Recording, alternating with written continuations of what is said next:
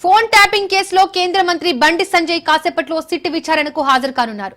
తన వద్ద ఉన్న రికార్డులు, ఆధారాలను సిట్ అధికారులకు అప్పగిస్తానని చెప్పారు. కేంద్ర మంత్రిగా బాధ్యత గల పౌరుడిగా ఆధారాలు సమర్పిస్తానని పేర్కొన్నారు. తెలంగాణలో ఫోన్ ట్యాపింగ్ ను మొదట బయట పెట్టింది నేనే. విచారణకు రావాలని గత వారమే సిట్ నాకు నోటీసులు ఇచ్చింది. పార్లమెంట్ సమావేశాల దృష్ట్యా విచారణకు రాలేకపోతున్నట్లు చెప్పాను. రాష్ట్రంలో ఫోన్ ట్యాపింగ్ కు మొదటి బాధితుడిని తానేనని అన్నారు. కాంగ్రెస్ ప్రభుత్వం సిట్ అధికారుల మీద నమ్మకం లేదన్నారు. సిట్ అధికారులకు రాష్ట్ర ప్రభుత్వం పూర్తి స్వేచ్ఛ ఇవ్వట్లేదని ఆరోపించారు. కేసీఆర్ కుటుంబంలో ఇప్పటి వరకు ఎవరిని అరెస్టు చేయలేదన్నారు. ఫోన్ ట్యాపింగ్ కేసును సీబీఐకి అప్పగిస్తే మొత్తం వివరాలను బయటపెడతా అని బండి సంజయ్ అన్నారు.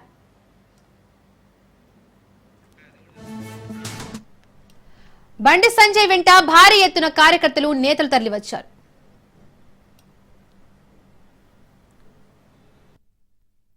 వాస్తవానికి గత వారమే హాజరు కావాల్సి ఉండే, కానీ పార్లమెంట్ లో ఆపరేషన్ సింధూర్ పై చర్చ ఉన్న సందర్భంగా పార్టీ యొక్క ఆదేశాల మేరకు ఆ రోజు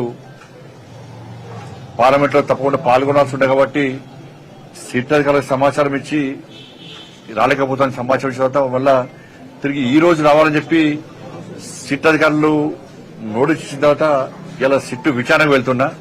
నా దగ్గర ఉన్నటువంటి సమాచారం, నా దగ్గర ఉన్నటువంటి రికార్డ్స్, కాన్ఫిడెన్షియల్ రిపోర్ట్ అంతా కూడా సిట్కి ఇవ్వబోతున్నాను.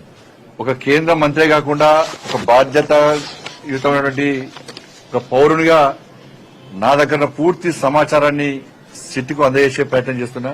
ఎందుకంటే తెలంగాణ రాష్ట్రంలో అందరికంటే ఎక్కువ అత్యధికంగా నా ఫోన్ కాల్సే ట్యాప్ చేయబడ్డాయి.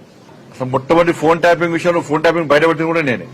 అందరి నా ఫోన్లు, మా కుటుంబ సభ్యుల ఫోన్లు, మా సిబ్బంది ఫోన్లు, మా ఇంట్లో పనిచేసే వర్కర్ల ఫోన్లు, మా పార్టీ నాయకుల ఫోన్లు, మా పార్టీ కార్యకర్తల ఫోన్లు కూడా ఇలా కేసీఆర్ గారి ప్రభుత్వం ఇలా అన్ని కూడా ఫోన్ ట్యాప్ చేయబడ్డాయి. కాబట్టి ఈ విషయంలో ఇప్పటి కూడా ఈ కాంగ్రెస్ పార్టీ ప్రభుత్వం మీద నమ్మకం లేదు, సిట్ మీద నమ్మకం లేదు. సిట్ అధికారులు, పోలీసులను తప్పుపడతలేము, అధికారులు మంచోళ్లే, కానీ వాళ్లను స్వేచ్ఛగా అధిక విచారణ చేసేటువంటి అవకాశం కాంగ్రెస్ పార్టీ ప్రభుత్వం, రేవంత్ రెడ్డి ప్రభుత్వం ఇస్తలేదు. ఇదంతా కూడా టైం పాస్ కోసమే. సంవత్సరాలు విచారణ పెడుతున్న కాలయాపన చేస్తున్నది. కేసీఆర్ కుటుంబంలో ఒక్కరిని ఇంతవరకు అరెస్ట్ చేయాలి. కమిషన్లు వేసినారు, టైంపాస్ చేస్తున్నారు. కమిషన్ రిపోర్ట్లు వచ్చినా చర్యలు తీసుకునే పరిస్థితి లేదు. కాబట్టి బీఆర్ఎస్, కాంగ్రెస్ ఇద్దరి మధ్య దోస్తానా, వాళ్ళిద్దరు కలిసి ఈ డ్రామాలు ఆడుతున్నారు. కాబట్టి దీని మీద నమ్మకం లేదు. అందుకే సీబీఐ విచారణ జరపాలని చెప్పి మేము డిమాండ్ చేస్తున్నాం.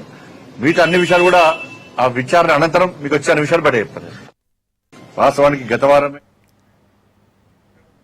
ఈ రోజు సిట్ విచారణకు మంత్రి బండి సంజయ్ హాజరు కానున్నారు. ఇదే అంశానికి సంబంధించి మరిన్ని డీటెయిల్స్ మా ప్రతినిధి రత్నకుమార్ అందిస్తారు. రత్నకుమార్, సిట్ ఎదుట బండి సంజయ్ హాజరవుతున్నారు. సంజయ్ ఎలాంటి ఆధారాలను సిట్ కు సమర్పించే అవకాశం ఉంది?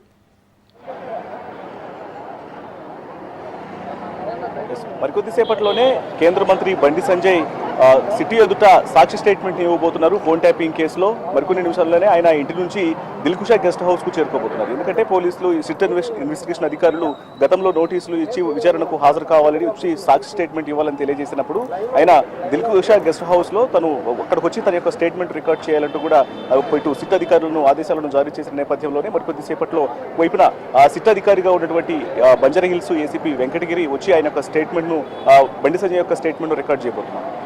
బండి సంజయ్ తో పాటు ఆయన యొక్క ఓఎస్డీ పిఎల్ గా ఉన్నటువంటి మధు, అలాగే తిరుపతి, ప్రవీణ్ కుమార్ వీళ్ళ యొక్క స్టేట్మెంట్లు కూడా రికార్డ్ చేసేటువంటి అవకాశం ఉంటుంది. నలుగురు కూడా ప్రస్తుతం ఇప్పుడు సాక్షి స్టేట్మెంట్ లో భాగంగా విచారణకు హాజరు కాబోతున్నారు. ఈ క్రమంలోనే ప్రస్తుతం దిల్కుషా గెస్ట్ హౌస్ వద్ద భారీ బందోబస్తును ఏర్పాటు చేశారు పోలీసులు. మనం ఒకసారి ఆ స్పాట్ దగ్గర ఉన్నాం, విజువల్స్ లో చూడొచ్చు.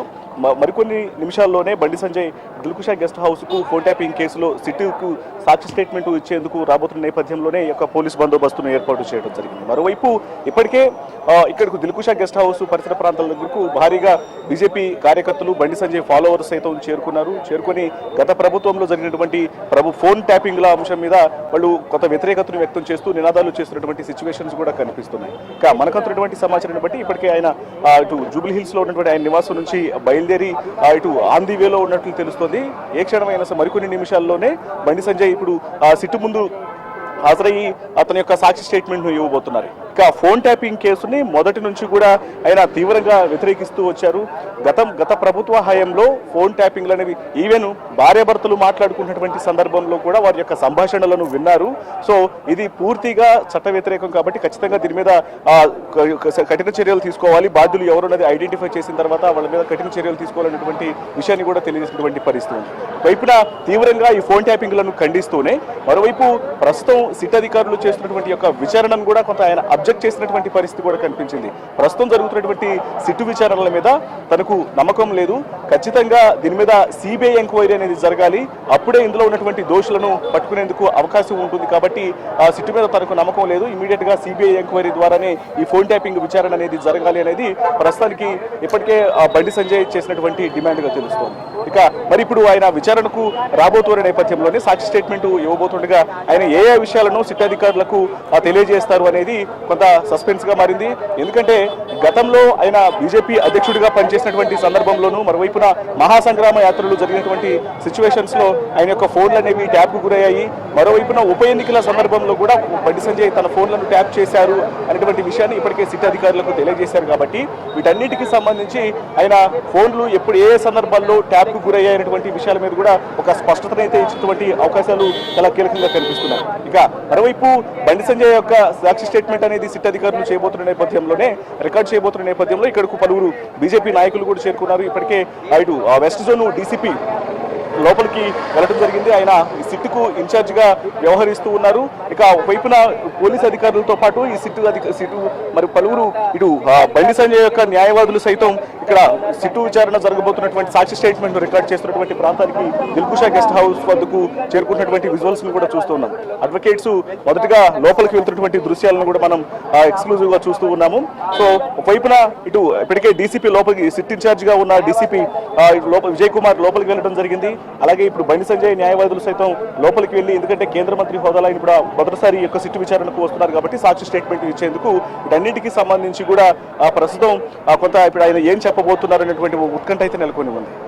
గతంలోనే ఫోన్ ట్యాపింగ్ కేసు అనేది ఖచ్చితంగా గత ప్రభుత్వ హయాంలో జరిగింది. భార్యాభర్తల యొక్క సంభాషణలను కూడా విన్నారు.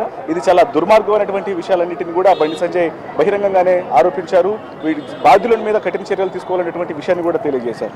సో ప్రస్తుతం వీటన్నిటికీ సంబంధించి ఇవాళ ఆయన యొక్క సాక్షి స్టేట్మెంట్ రికార్డు చేయబోతున్నటువంటి సందర్భంలోనే నిన్న కేంద్రం నుంచి కొంతమంది అధికారులు వచ్చి బండి సంజయ్ను కలిశారు. ఇవాళ సాక్షి స్టేట్మెంట్ రికార్డు చేయబోతున్న నేపథ్యంలోనే ఆయనతో నిన్న మంతనాలు జరపడం జరిగింది. వీటన్నిటి మీద కూడా ఖచ్చితంగా ఈ సాక్షి స్టేట్మెంట్ రికార్డు కంప్లీట్ చేసిన తర్వాత ఖచ్చితంగా ఆయన మీడియాతో మాట్లాడి అసలు ఫోన్ ట్యాపింగ్ మీద ఇప్పటికే తను మాట్లాడినటువంటి ఉద్దేశాలకు సంబంధించి మరొకసారి వివరణ ఇచ్చేటువంటి అవకాశాలు ఉంటాయి.